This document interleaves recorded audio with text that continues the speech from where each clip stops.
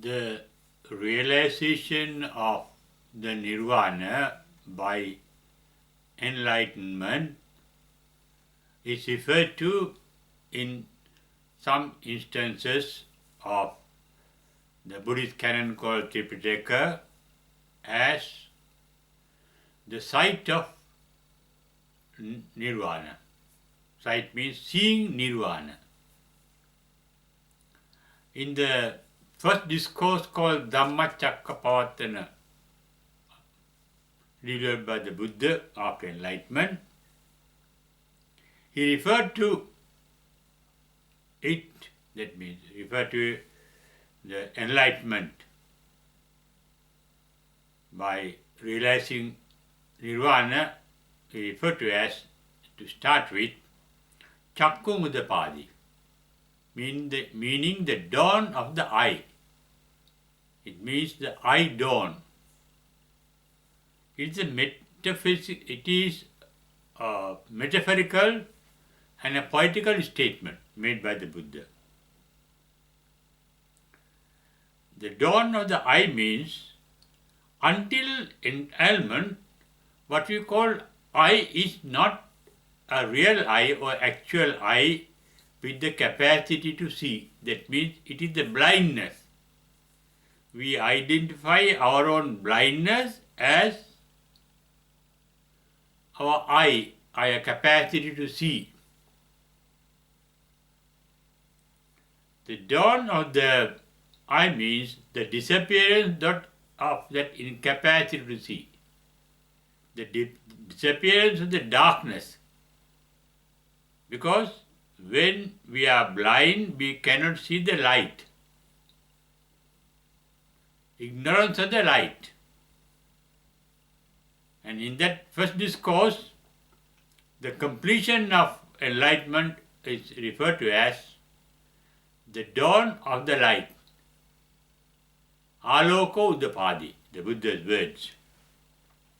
The very word enlightenment means dawn of light. Inclining of light. Lighting. Opening up of light. That means getting illuminated. Illumination. Dawn of light. That also shows enlightenment means the disappearance of the darkness of ignorance. Ignorance is compared metaphorically, poetically into darkness, because in the darkness we cannot see the truth or the reality. Even if we have the eye goes blind due to darkness. The eye is incapable of seeing things in the dark. Though we may have a physical eye, that eye is incapable of knowing the reality of even things that are physical, that are material. For example, now scientists have found out more than 99.9% of an atom is empty. But we don't see that empty. Not only that emptiness, we can see even atoms or subatomic particles or even quarks forming subatomic particles. Because the capacity of our eye is so limited. It is nearly blind. And it is fully blind because it cannot see the reality, the real nature of anything. That is referred to in Buddha's language as moha, translated in English as ignorance. Ignorance of the reality. Therefore, enlightenment means the disappearance of that ignorance. Ignorance of darkness that covers up the reality or the truth of anything. But the ultimate truth, the real truth, the absolute truth, the final truth of things is Nirvana. Nirvana is the only truth, the real truth. Everything is apparent to be real but they are not true. What we become aware of are not real things outside that the eye can see. In fact, I cannot really see, as I mentioned earlier, the reality of anything. Even what eye sees can be seen by the mind. We become aware of not what the eye can see, but what the mind has composed of, or created with the signals given by the eye. Eye gives the message to the mind saying, I can see certain things, but it is not a real, the true sight of the thing. It is really the blindness of the eye, the semi-blindness of the eye that distorts the vision of something and tells the mind, this is what I see. It is not the reality. Therefore, enlightenment is poetically, metaphorically, it is proper to see the opening of a sight, opening of an eye, chakku mudapadi, birth of an eye. It is referred to in Hinduism as a third eye, not the physical eye, but a mental eye. The physical eye are sense organs. This third eye is beyond the type of sense organs. It is not a sense organ, though it is capable of sensing. It is really, according to modern psychology, extrasensory perception. Seeing without a sense organs, seeing without an eye. Therefore, enlightenment is seeing the truth without the eye, without the blindness created by the physical eye. It is referred to in English as insight, because Nirvana is inside, and the sight into our own inner reality called Nirvana is called insight. In Karnamya Sutra, it is referred to as Dittincha Anupagama Silava Dasanena Sampanno, the dawn of the eye capable of seeing the reality, the truth, the ultimate truth called the Nirvana. Dittincha Anupagama means free from prejudices. Prejudice means knowledge. Knowledge that we acquired through sense organs which are defective. Without being guided by the capacity to see the reality is called Dasanena Sampanno. In Ratana Sutta, it is referred to as Sahavasta Dasana Sampadaya Tayasu Dhamma Jaita Bhavanti Sakkaya Ditti Vichikichatanta Silabbatang Vapi Adachiki, in that stanza. That means the sight of Nirvana. Sight of Nirvana means the sight of the ultimate truth. Nirvana is called the ultimate truth because whatever that we see other than Nirvana is not real, though they appear to be real. Only an apparent reality we become aware of through our eye as well as through our mind, that create mental images with the help of signals sent by different sense organs. The eye can send signals to the mind regarding a certain sight, what it sees. The ear can send signals to the mind with regard to what it hears.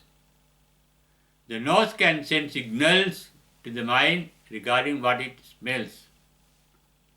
The tongue can give signals to the mind with regard to what it tastes. The body can give signals to what it become aware of through sensations, the bodily sensation, through the sensitivity of the skin. And also the mind can signal to the mind itself with regard to the mental pictures formed within the mind, formed by the mind with the help of the knowledge that we have already gathered, because when a sense organ sends a certain signal regarding a certain sight or hearing or smelling, the mind recognizes it with the help of the previous knowledge. See a person, and the man recognizes that person with the help of the previous knowledge. Oh, that is my father, brother, mother, wife, husband, etc. When you hear the voice of somebody, we recognize with the help of the previous knowledge what voice is that, whose voice is that, and so on. Thus, all what we experience through sense organs are not actual realities, and because what we experience is not what the sense organs experiences, only what the sense organs send signals to form mental images in our mind. That means we can become aware of ideas, not the realities outside us. We get attached to ideas. That is why in the Nibbedaka Sutta Buddha says, Sankappa Rago Purisasa Kamo. People get attached to mental concepts, ideas consumed by the mind, mental images. The reality is beyond mental images.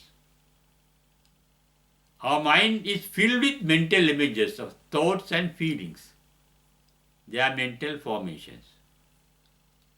Enlightenment means the disappearance of the heap of mental images that covers up the original mind. Original mind is completely empty,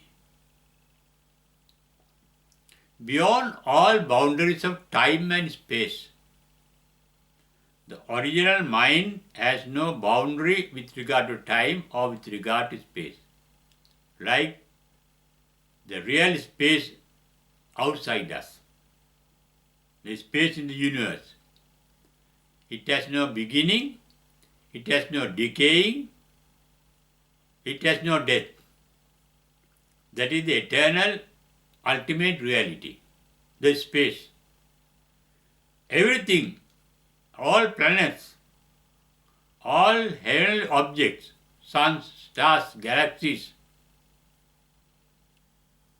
they are all temporary visions, temporary phenomena, which are not real, because all those heavenly bodies are subject to birth, decay and death, and they vanish one day, because they are created out of nothingness, out of the nothingness of a black hole.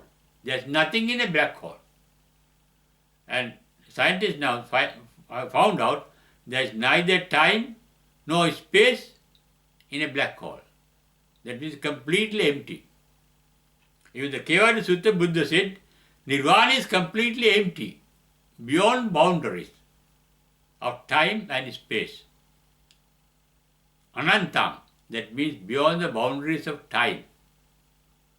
And Nirvana is described as Akaliko, beyond the boundaries of time, and Ananta means beyond the boundaries of space. The space has no boundary, no limit. The time, it has no beginning, it has no ending. Space, it has no boundary, that means it has no beginning, no ending. And that is the ultimate reality. It is within this space that things appear. Appearance is an activity, an event, an occurrence. Any occurrence take place within a certain space and within a certain time. And in science, they are called dimensions. We have 4 dimensions of space, length, breadth and height of all physical items. And Albert Einstein has added another fourth dimensional time because things cannot be measured by the time duration of existence. The ultimate reality is beyond existence. It is absolute existence which has no beginning, which has no decay, which has no end. Every material item has a beginning, has a decay, and has a death ending. But space and time has no beginning, no decaying, no ending. That is the ultimate reality. And Nirvana is nothing that emptiness, which has no boundary in space and time. Therefore, Nirvana is referred to as being available at any place at any moment. A pasikamo is here. Anywhere that you can say here, it is there. Sanditiko, at any moment you can say now, it is there. That means Nirvana, the reality is here and now. But we are blind. Therefore, we cannot see. We can have the sight of Nirvana. Enlightenment means the dawn of the capacity called the sight of Nirvana. Therefore, Nirvana is referred to as Nirvana Darshana in Enlightenment, as Nirvana Darshana in Sanskrit, Nibbana Darshana in Pali. You get the mention of it, as I mentioned earlier, in the Karnamya Sutra, Darsanena Sampadaya. It means the seeing things. Dittincha anupagamma silava darsanena sampada. Darsanena sampanno. In Ratana Sutra, it means sahavasya darsana sampadaya. In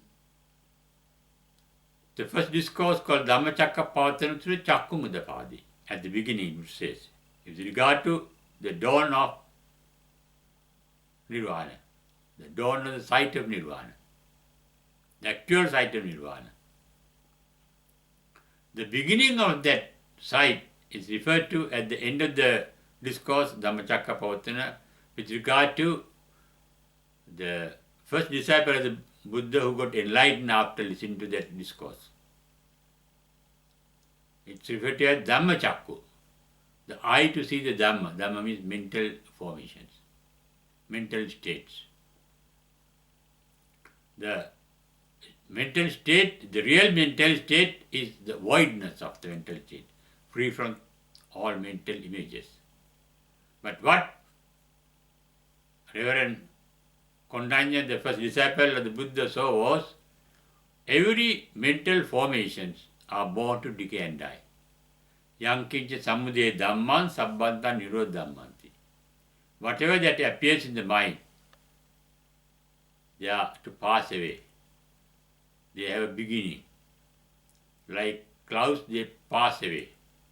They come and they go. We don't know where they come from or where they go. They disappear. Everything appears to disappear. And in Sanskrit it's referred to as Shana Bankura, instantly disappearing. That means, as described in the Kevada Sutta, it is a complete emptiness, emptiness of all physical elements, referred to in English as gas, liquid, heat and so on. Solid gas is, and in Pali it is called, the basic physical elements are events called Patavi, Apo, Teja, Vaya. They are not there in the Nirvana, Buddha said. Therefore, no physical objects are there in the Nirvana that can be called short or long or small or big or good or bad. as mentioned therein, Buddha says, uh, in Nirvana, Digancha Rastancha Anuntulan. That Diga means long, Rasam means short, Anum means small, Tula means big, Subhasabha means good and bad. They are not there in the Nirvana. Because Etta Apocha Patavi Tejo Vayo Nagadati. The basic physical element form material objects are not there. And other factor is there is nothing in Nirvana because both body and mind are absent in Nirvana. Ette namancha rupancha asesam uparujyati. That means sight of Nirvana is the sight of emptiness. That appears, the result of that sight is there is nothing that we can get attached to, there is nothing that we can resent, and that there is nothing we can say to be ignorant of. Because it is the reality called the emptiness. Therefore, the enlightenment means the disappearance of attachment, resentment, and ignorance. Called raga, dosa, moha in Pali. Therefore, Nirvana is called ragakaya, dosakaya, mohakaya. Extinction of attachment, resentment, and ignorance. That means the dawn of the sight of Nirvana. Therefore, poetically, it gives an idea that Nirvana means the sight of Nirvana.